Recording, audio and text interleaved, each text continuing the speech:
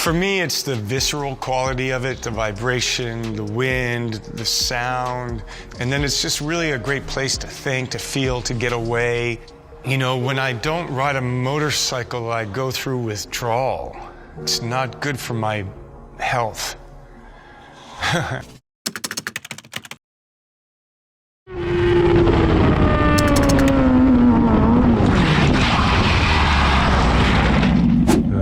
I'm not dying, luckily. I'm gonna be alright. HoonTV!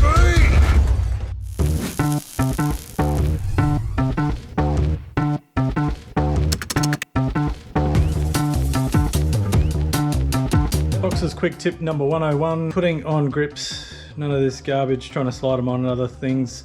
I'm not the first person to do this, it's probably been done a million times before, but I showed this to somebody not long ago and they're like, oh my god, I've never seen that done before, but yeah, this is how I do it.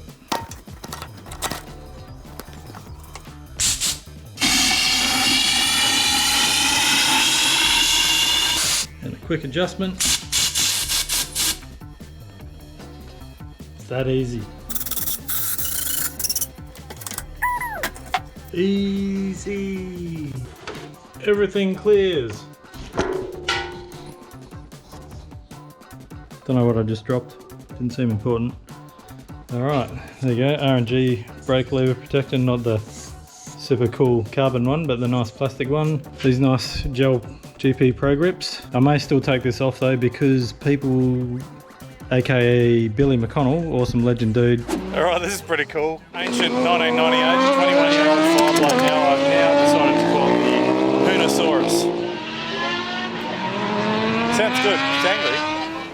HoonTV and the Bilby. We're going to take this weapon around Mac Park. So it's a CBR, old school weapon. Here we go. Woo!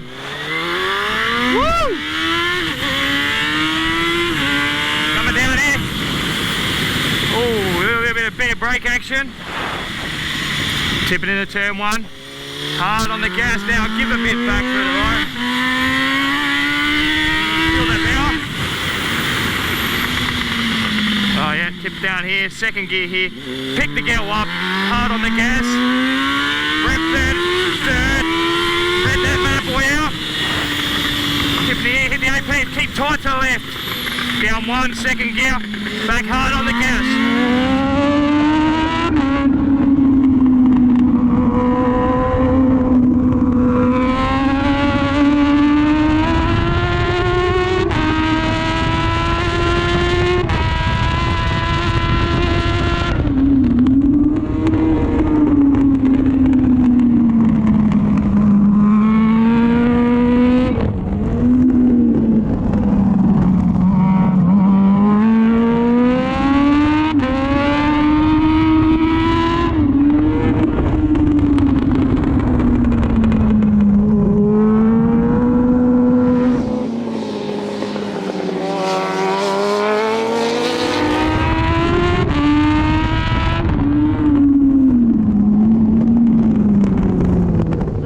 What do you think of the HoonTV CBR900?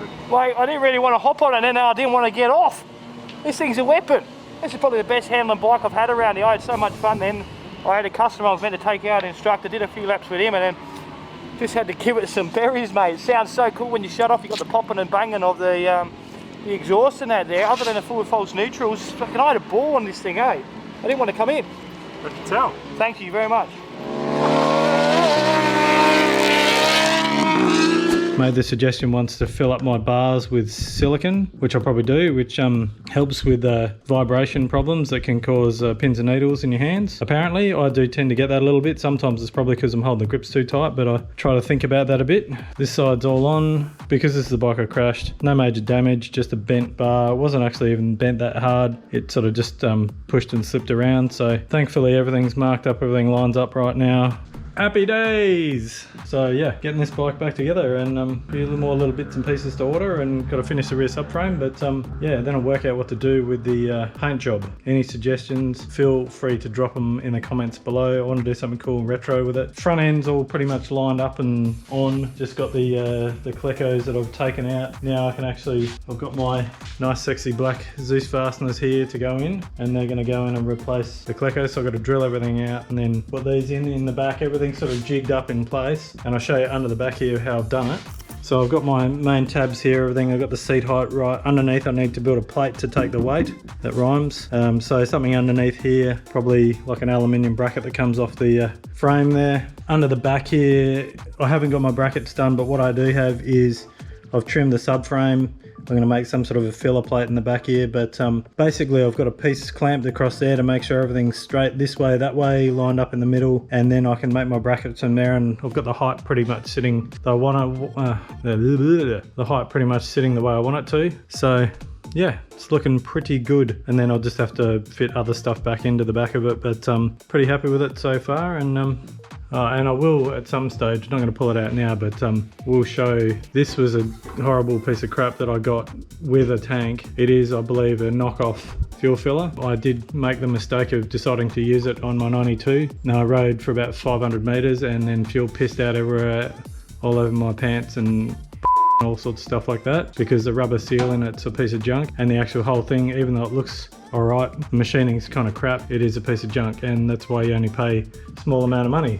So instead, off these guys off eBay, SSR, it was a legitimate bike shop company. I don't know them, so I'm not plugging them. I just bought their product and I've got it, and it's got a nice big solid rubber seal on there. It's a nice bit of gear. It wasn't anywhere near as cheap as that crappy Chinese one. I've had ones like this before, and yeah, this will do the job just nicely. So don't buy cheap crap the first time, because you'll end up having to buy the proper thing the second time. So, and speaking of which, proper things, I've got an Holland stamp for the Arian bike. That's a very, very sexy bit of gear. So just waiting on the bracket to go around the fork leg.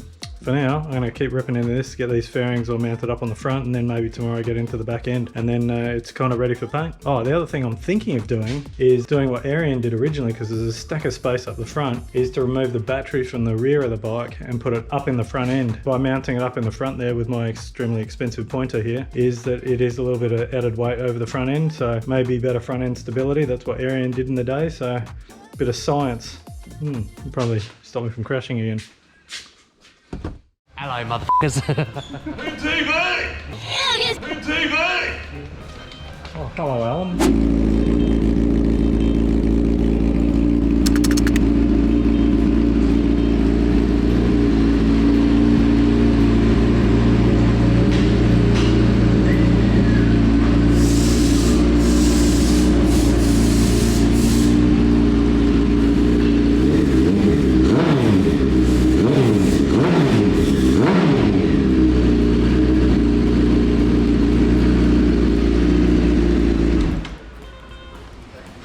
Sounds wicked. Hi.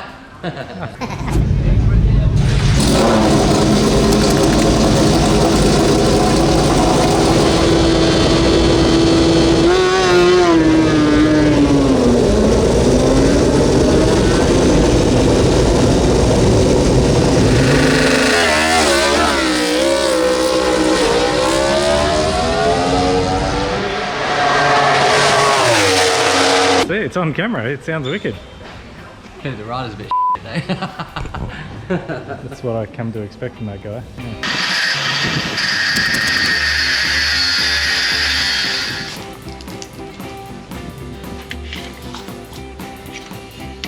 Safety first, people. Okay, this is an absolute mess. So I'm currently in the process of, and you can probably see that this is twisted like hell, because when I may have fallen off my bike once and bent the crap out of this. I didn't throw this out purely because I thought I might be able to use, probably not the bottom bit, but these end parts. This one being really damn hot because I just cut it. This one here. So I haven't even linised that yet, but I've very carefully cut that off, because this one here, which is an aftermarket one, which is new and straight, I put it in there. I've cut, well I haven't cut, but I snapped the ends off it, because unlike the factory ones, these are just squished and then holes in them. like that, so you can tell the difference between an aftermarket and a genuine one. But the problem was the orientation was incorrect, because this probably more than likely to suit like a 96. This is a 98. I'm just having a look here. Yeah, it's pretty straight. So my goal now is to utilise, that's the hot one again, utilise these factory original ones. I do have like an anodising type of coating on them, so I might have to clean that up as best as possible before attempting to weld it with my amazing aluminium TIG welding skills. But what that means now is that I can, on this 98 here, put these in here, drill the holes in, get it all set up in place, and then finally get this top fairing stay in place, so that yeah, so that when you're riding it doesn't do these ones. So that's the goal, get that all working. And yeah, for the meantime, unfortunately, I've got to somehow reorientate these throttle cables, so I might even be cheeky and just cut a slot in the middle there, just so that you can actually slot them through the middle of the fairing stay, rather than, because it's not going to change the strength of it. It means that you just don't have to take the throttle cables out every time. But fun and games. Or maybe the throttle cables can go around the side of it, not sure yet. Let's have a look. We'll bolt it in there and see. Just for the sake of fitment though, I'm going to push these to the side. They'll have to run through here eventually. Yeah, something like that, with rubber brackets or rubber mounts there to stop it from being solid mounted on the bike, because you want a bit of flex. Hey look, I'm in a spray booth. I'm just getting ready to film Aaron painting all of my stuff. Finally getting the race bike back together, and we're putting a coat of white on this because I have a really cool idea for the livery on it. I'm not going to show you just yet because I want it to be a surprise, but Aaron's basically just cleaned all this up. I said don't go too crazy, I don't need to be like a show bike or anything like that. So yeah, basically just going to nice coat of 2-pack white. So it should be pretty cool. So just a few more little mechanical tweaks to do on it, but then finally I should be able to get out and mosey my way around the track carefully, because I'll be a bit scared of falling off again. So should be good though. What are you making? Race bike white. I'm going to call it white. Nice. The gun, instead of it spraying, it just goes. Yuck. I'm old now, so it'll be like dust. Just. What are you using a coffee filter for? It's decaf. Oh, okay. Because George Clooney does. An advert? Yeah. Or whatever.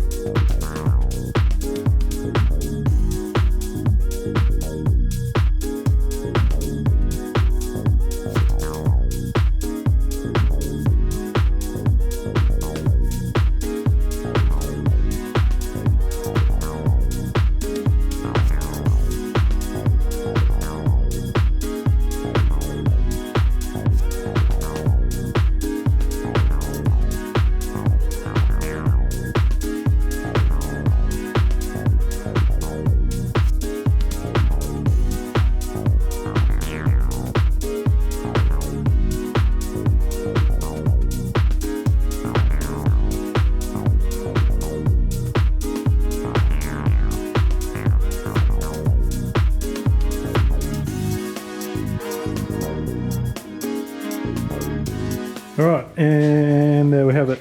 One bracket. It's not completely bolted on yet because I'm just checking it for fit. And also thanks to Mr. Dimple Dye, that is the seat pan right there. So pretty happy. That's going to end up having like foam on it anyway, so you'll never see the dimple dyes, but that's done. And now I can start getting the bike sorted. So there you go. Quick day, just knocking over a couple of quick jobs on this. Please make sure you like, comment and subscribe and hit the notification bell. Really appreciate your support because without you guys then HoonTV wouldn't happen. And also the other cool thing is that if you look in the about section of HoonTV, February the 7th is the 10-year anniversary of HoonTV going onto YouTube. So a few more grey hairs since then, but it's been heaps of fun. It's never been something I've been doing to do like a full-time job or anything like that. It'd be cool if it was, but yeah, it's just always been about fun, hanging out with cool people and doing cool stuff and building things. So here's the next 10 years.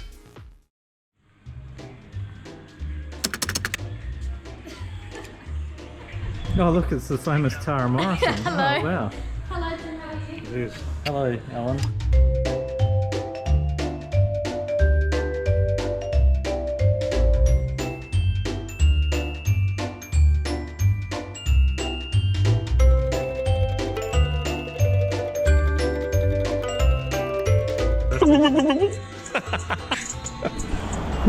Alright, there you go. Fresh rubber. And fresh rubber, even though it's all dirty from being out on the street. But beauty. How much Subway have I got in my teeth? Oh, that's a bit dirty. Hello. How you going? You love the camera. Oh, what have I done here? Something fresh. Yeah. Alright, so back here, this legend has finished the bike. I can just see it. I've seen pictures, but let's have a look. G'day. Show me. How you going? Down here.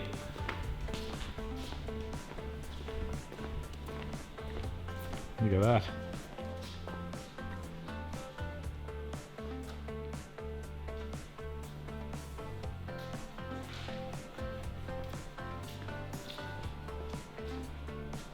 Nice. That does look cool. It looks better in real life than it does in the pictures, yeah. Colours really pop in person. Yeah, touch of the true colours. Mm. With some photos and artwork, but yeah, once it's stuck on, Mm. it yeah, looks amazing. Lots of retro sort of style to it. Yeah. Nice.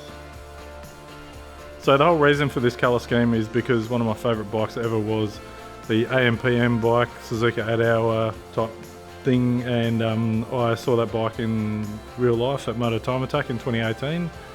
Very, very cool bike, so I sort of hit up Michael and said, I want to do something kind of similar. I sent him some my crappy artwork and he fixed it and made it right and did that.